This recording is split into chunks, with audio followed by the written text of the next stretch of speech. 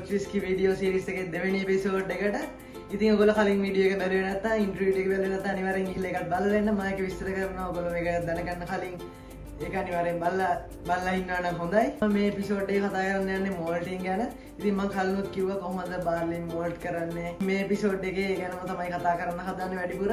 ඉතින් වීඩියෝ එකට යන්න කලින් ඔයා සබ්ස්ක්‍රයිබ් කරලා නැත්නම් channel එක සබ්ස්ක්‍රයිබ් කරන්න. ඒකම ලයික් එකක් කමෙන්ට් එකක් දාලා යන්න. එහෙනම් අපි යමු වීඩියෝ එකට. ඉතින් අපි ස්කොච් විස්කි වලද බාර්ලි යූස් කරද්දී මේක අපි වැඩියෙන්ම varieties ගොඩක් තියෙනවා. ඉතින් ඒවා ගත්තම ඒකේ අපි සාමාන්‍යයෙන් වැඩිපුරම commonly use කරන්නේ spring barley. ඒක තමයි most commonly use කරන්නේ ගොඩක් distilleries වල. ඒත් එක්කම ඊළඟට දැන් කාලේ අලුතෙන් ආපු modern varieties ගත්තම barley, concerto barley, ඒත් එක්කම lorate barley. ඉතින් මේ විදිහේ varieties ගොඩක් තියෙනවා. ඉතින් අපි මේකට barley ගනිද්දී අනිවාර්යෙන් barley වල moisture එක ටිකක් තියෙන්න ඕනේ 12%ක් විතර. ඉතින් ඊට පස්සේ අපි කොහොමද steeping එකේදී ඒ කියන්නේ steeping, germination, killing එහෙම තමයි ඒ තුනෙන් තමයි අපි බාර්ලි මෝල්ට් කරන්නේ. ඉතින් ඒ ස්ටීපින් ඒදී එත් එක මේ මොයිස්චර් එක වැඩි වෙනවා. හරියටම හොඳයිද නැද්ද කියලා බලන්නේ කොහොමද? ඉතින් අපි බාර්ලි ගත්තම මේ බාර්ලි ෆ්‍රෙෂ් නම් ඒකේ තියෙනවා සීරියල් සුවඳක්, බිස්කට් සුවඳක්, එතකොට ග්‍රේනි සුවඳක්. ඉතින් අන්නේ සුවඳවල තියෙනවා නම් මේ බාර්ලි එක ගොඩක් හොඳට බාර්ලි එකක් තමයි. ඒත් එක්කම හයි ක්වොලිටි බාර්ලි කියන්නේ මොනවද? ඉතින් හයි ක්වොලිටි බාර්ලි වල ගොඩක්ම ෆ්ලෝරල් සුවඳ, ෆෘටි සුවඳ අන්න ඒ වගේ සුවඳවල තමයි එන්නේ. ඉතින් ඔයා ගන්න බාර්ලි ගොඩක් අවුල් නම් ඒකේ අර එළවලු සුවඳක්, එළවලු ගඳක්, එතකොට එනවා අර එර්ති ස්මෙල් එක ඒ ඩිස්ටිලරි එකේ යූස් කරන බාර්ලි එක අනුව. ඉතින් ගොඩක්ම ස්කොච් විස්කි වලදී යූස් කරන්නේ හයි ක්වොලිටි බාර්ලි තමයි. ග්ලෙන්මොරන්ජි, ග්ලෙන්ලිවෙට්, දේවාස් ඒවා ගත්තම ගොඩක්ම හයි ක්වොලිටි බාර්ලි තමයි මේගොල්ලෝ යූස් කරන්නේ. ඒත් එක්කම ෆ්‍රෙෂ් බාර්ලි. ඉතින් මේ විස්කි හදද්දී සමහර බාර්ලි අවුල් වෙනවා. ඒ කියන්නේ සමහර බාර්ලි වලින් මේක හරියට කරගන්න බැරුව යනවා. ඒ කියන්නේ ජර්මිනේෂන් එකේදී මේ ස්ප්‍රවුට් එක එන එක නවතිනවා. ඒකට කියන්නේ ඩොමන්සි කියලා. කියන්නේ මේ ජර්මිනේෂන් එකේදී අර පුංචි දාන පැලේ අර පුංචි දාලා එන එක මේ බාර්ලි එක හරි නැත්තම් මේක නවතිනවා. හරි ඉතින් දැන් අපි යමු මෝල්ටිං වලට. ඉතින් ස්ටීපින් කියලා කියන්නේ ඉතින් ඔයා මේ ස්ටේජස් තුන අනිවාර්යෙන් මතක තියාගන්න හොඳට. ස්ටීපින්, ජර්මිනේෂන්, කිල්ලින්. ඉතින් පළවෙනි එක තමයි ස්ටීපින් කියලා කියන්නේ. ඉතින් ස්ටීපින් කියලා කියන්නේ බාර්ලි වතුරේ දාලා මේක හොඳට පොඟවනවා. ඉතින් මුලින්ම මේක බාර්ලි වතුරෙන් පොඟවද්දී අර බාර්ලි වල මම ඔයාලට කිව්වනේ කලින් තියෙන මොයිස්චර් එක ඒ 112 මොයිස්චර් එක 140ක් 145ක් වගේ වැඩි වෙනවා. ඉතින් මේක යූජුවලි දවස් 2ක් වගේ යනවා මේක කරන්න.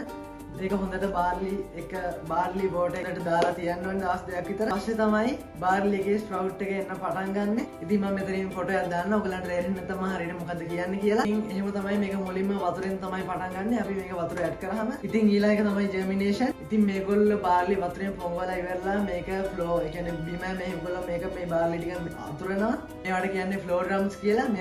මේගොල්ලෝ බාර්ලි දිගටම මෙහෙම දානවා. ඒගොල්ලෝ දවස් 4ක් එහෙම නැත්නම් 5ක් විතර මේ ජර්මිනේෂන් එකට මෙහෙම ෆ්ලෝ එකේ බාර්ලි මේගොල්ලෝ අතුරලා තියෙනවා. මේ බාර්ලි වල ස්ප්‍රවුට් එක එනවත් එක්කම මේ බාර්ලි වල එන්සයිම්ස් ඇක්ටිවේට් වෙනවා. ඉතින් මේ ජර්මිනේෂන් එකේදී තමයි බාර්ලි වල ස්ටාර්ච් එක අපිට ඇක්සස් කරන්න පුළුවන් වෙන්නේ.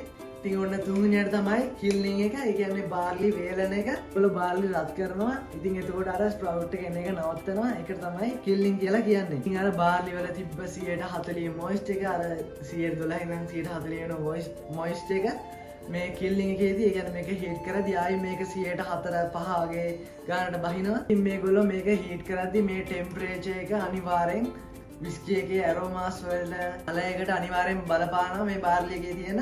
ඉතින් ඔයගොල්ලෝ ලේසියෙන් මතක තියාගන්න පුළුවන් කිල්ලින් කියන්නේ මේ ග්‍රෝ වෙන එක කිල් කරනවා. අර ස්ප්‍රවුට් එක ග්‍රෝ වෙන එක කිල් කරනවා. ඒකට තමයි කිල්ලින් කියලා කියන්නේ. කිල්ලින් වලදී පීට් කියන්නේ අනිවාර්යෙන් ගොඩක්ම වැදගත් දෙයක්. ඔයගොල්ලෝ දැකලා ඇති ස්මෝක් විස්කි ගොඩක්ම හදන්නේ ස්කොච් විස්කි වල අයි ලෙවල.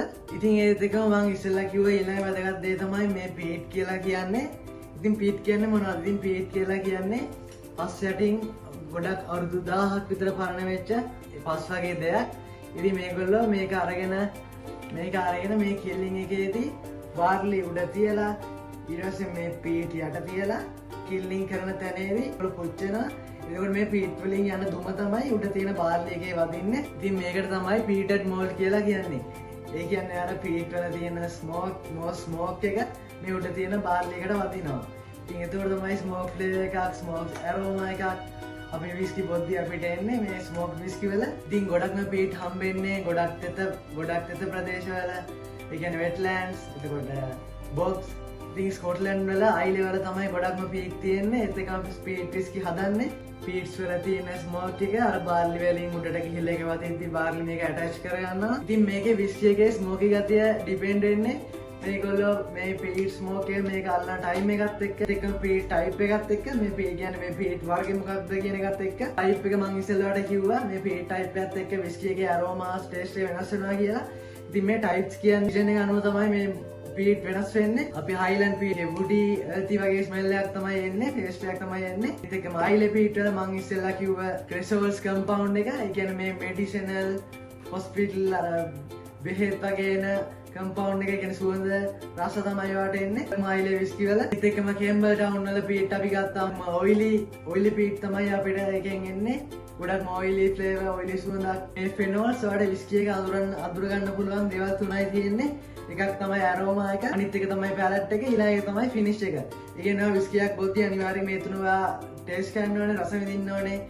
මේක අත්විඳින්න ඕනේ. ඇරෝමා පැලට් ෆිනිෂ් කියලා කියන්නේ. එහෙනම් දැන් අද වීඩියෝ එකත් මෙතනින් ඉවරයි. අපි ඊළඟ එපිසෝඩ් එකේ හම්බෙමු. ඉතින් thank you මේ වෙනකම් වීඩියෝ එක බලුවා නම් අනිවාර්යෙන් subscribe කරලා කමෙන්ට් එකක් දාලා like එකක් දාලා යන්න. මේ වීඩියෝ එකට වටිනවා කියලා හිතනවා නම් එහෙනම් අපි next episode එකෙන් හම්බෙමු. See you.